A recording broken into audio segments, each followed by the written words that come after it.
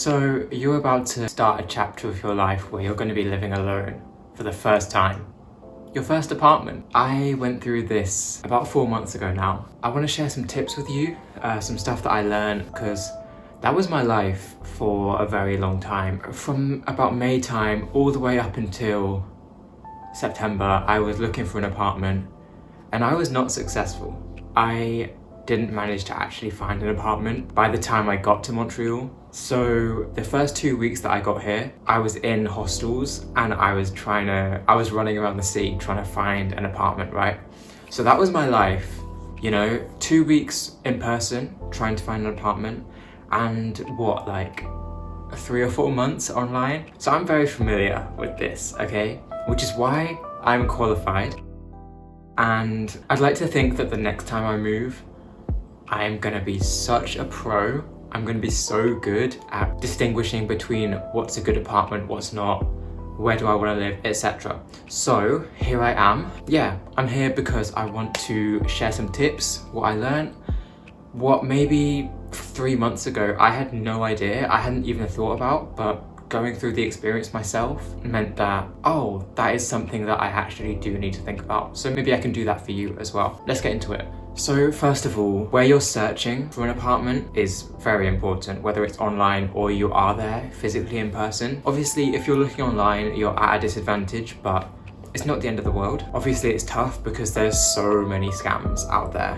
And oh my God, trust me, I was Google reverse image searching so much, and it's painful finding an apartment that looks really good and is in your budget that you then find out is a scam. And I really wish I had a method to avoid these scams, but unfortunately, I don't think there is a way. You have to be diligent, for sure, have to be careful. The one thing I will say, I mean, everyone does say it, but never send money unless you've seen the apartment. Ideally in person, but if that's not possible at all, try and organize like a video viewing or have a video chat with like the letting agent or something like that. Have something that is actually physical and don't just go off pictures, because also that's another thing. If you're looking online, pictures are so deceiving. It's the agent's job to make the apartment look as good as possible. So unless you've seen at least a video, like a live video, or you've actually viewed the apartment in person, don't get attached to an apartment. Now, if you are in the situation where you're fortunate enough to be physically in the city or town or wherever you're looking, walk around, okay? Because for some reason, I don't know why landlords and letting agents do this, but for some reason there are apartments that don't even advertise online, that you will only learn about if you physically pass this location and you know, you see in the window, oh, this apartment is for rent, call this number. But also, if you're walking around, you're sort of gaining an idea of what kind of neighborhoods you want to be in. And if you're walking around also, I feel like that probably means that you at least somewhat like being there in that specific neighborhood. So that's a good sign. So it's a win-win situation because you get to see apartments that people online, they aren't gonna see. Also, you get to actually have a feel of that neighborhood and think, okay, could I live there? So yeah, win-win situation. If you're able to walk around in a neighborhood, please do it. Don't just sit on your computer because you won't get the full picture. And now that leads me nicely onto my next point. The first thing I want to talk about is location of the apartment. You know, does this neighborhood speak to you? First of all, do you enjoy walking around here? Could you imagine yourself living here? Can you actually afford to live there? And I don't just mean the apartments, I mean the amenities. Is there an affordable supermarket? Is there everything you need? I don't need to go through what amenities because I don't know what you need. You know, for me, coffee shops are important. I don't even like coffee that much, but being in a third place, I suppose, for a change of scenery, you know, doing work in a cafe. Nice vibe, cool. You're familiar. We're living in the modern age. Everyone is doing that. If you haven't been into a cafe and every single person in that cafe is just on their laptop, count yourself lucky because, oh my God, everyone does it and it's honestly kind of sad because it's like, damn, this could be such a good community vibe if everyone was just like, not even necessarily talking to each other, but just like not engrossed in their laptop. And I'm guilty of doing this, but I don't know. Yeah, get a feel for neighborhoods, walk around, figure out, do you actually want to be living there? And it sounds obvious, right? Live in a place that you actually like, but I feel like people get so caught up on the apartment itself. You know, you can have all the square feet you want, but if you don't like your neighbourhood, you're just gonna be cooped up in your apartment, and I don't want that for you. You're gonna get depressed, and no one likes that. It's no fun being inside all the time.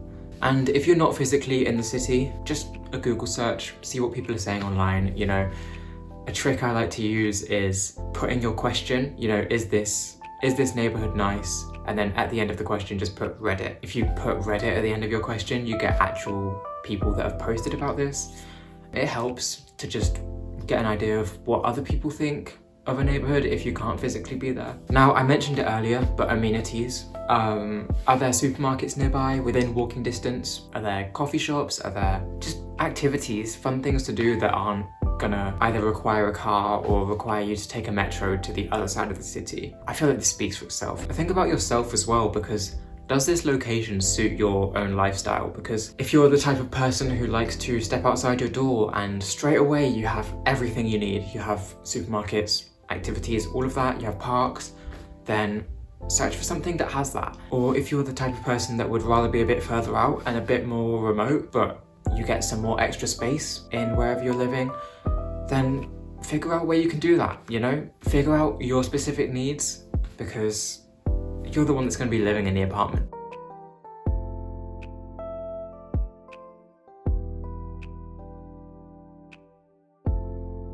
And my final point on location, jobs.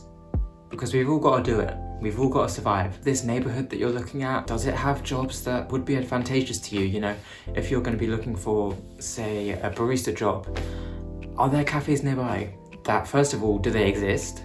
And second of all, could you see yourself working there? Do you like the vibe? You know, we all want a job that we're gonna like. We all want to be able to at least not hate our job. I think honestly, all these points it just comes back to, what does this location offer you? Does it suit you? Does it suit your lifestyle?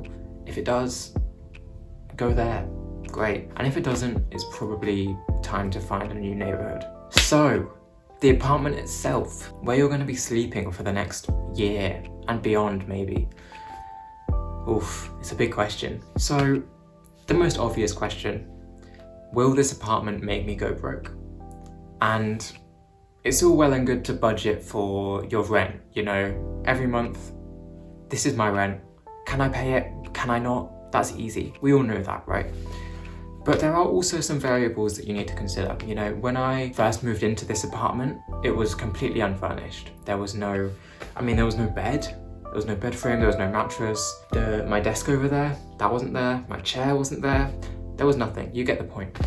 So there were some added costs that I hadn't really budgeted for, to be honest, because it hadn't really crossed my mind that some apartments were just unfurnished. And I think it's a lot more common for apartments to actually have furniture because people have lived there before.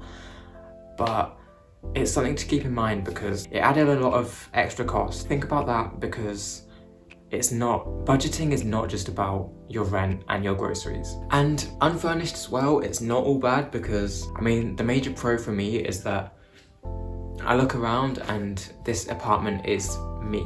You know, I chose to have this rug. I chose everything that's in this apartment. So it's fully me, it's personal, it feels like a home, right? So if you're the type of person that needs to have their space completely represent themselves and feel completely personal, and if you don't mind spending a bit of extra money, then maybe an unfurnished apartment is the move. I sort of stumbled into it. I think if you asked me before I found this place, would I go for an unfurnished apartment? I would have said, hell no.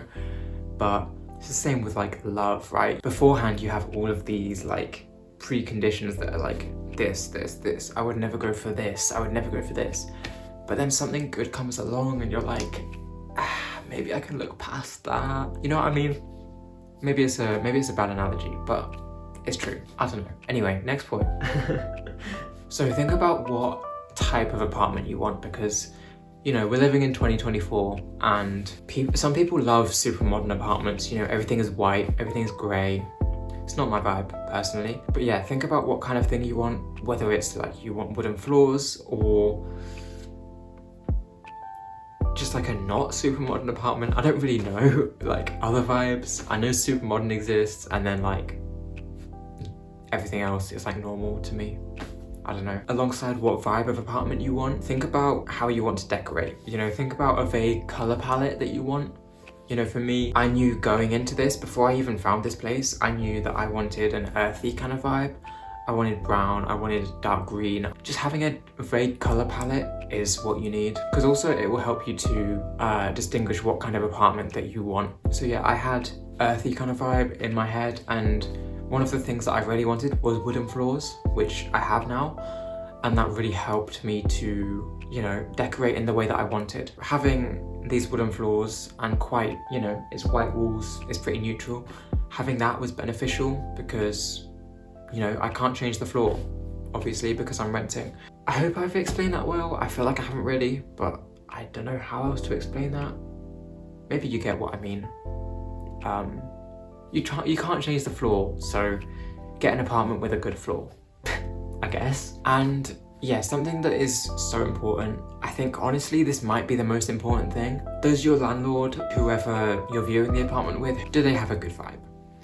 Do you feel like if you had a problem in your apartment, you know, maybe the heating doesn't work, you know, do you feel like you could text this person and be like, hey, can you come fix the heating? And then in the next day they would come over and they would fix the heating, they would get it sorted out. Or do you feel like this person would try and screw you over at any opportunity? Because oof, you don't want to spend a year renting from a guy who does not care if you live or die. I guess you have two options, right? You either rent from a private company or you rent from an individual.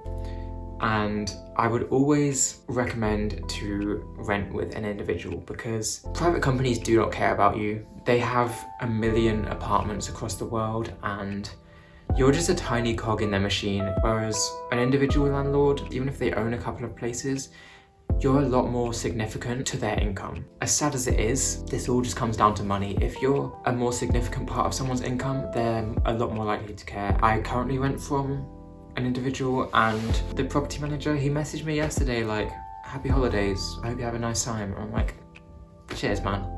And that's why you want to rent from an individual, because if you're living alone, who else is going to wish you a happy holidays, you know? Now, natural light, it's so important. I mean, you can probably see it right now. My window is huge and it does wonders for my mental health, you know? It's sunny right now, it's really fucking sunny, and the sun is like streaming into my apartment. It's giving me so much energy. So no matter how much of a night owl you think you are, you need natural light, okay? And how connected is your apartment? You know, is it a standalone unit, or do you have neighbours in the corridor? Because if you do have neighbours, you'll probably bump into them at some point, and if the idea of that small talk, if that sends shivers down your spine, then it's probably best to go with a standalone unit, or at least somewhere that isn't super connected to other people. So yeah, think about that, because it's something I didn't even consider, but how much small talk you have with your neighbours varies a lot with different apartments. There are some things that I completely took for granted. Back in the UK, I lived in a shared house when I was at uni. We had a laundry unit, that makes it sound so official. We had a washing machine, like, okay.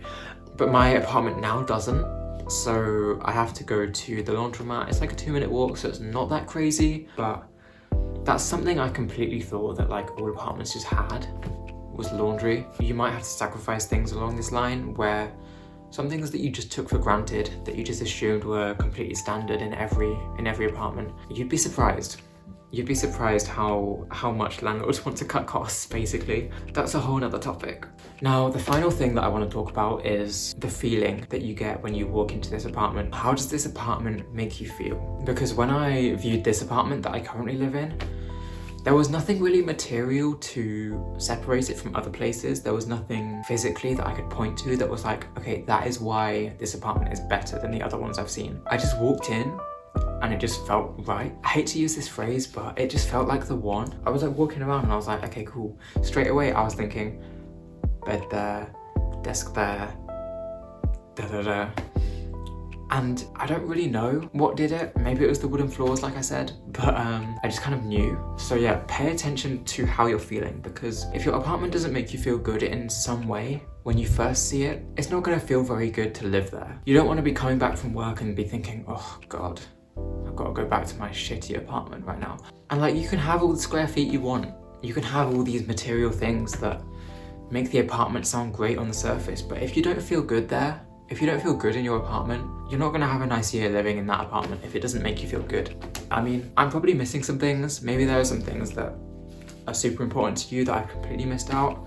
But as I said, yeah, this is just some points that I learned over my time of like trying to find an apartment. And I hope I've brought your attention to some things that you probably wouldn't have thought of before. I hope you've enjoyed, as enjoyable as an apartment video can be. Hope you found it helpful, and that's probably the better word to use. Yeah, I'm probably gonna use this video when I next move. That would be kind of weird in like a year's time, just watching myself talk about apartments.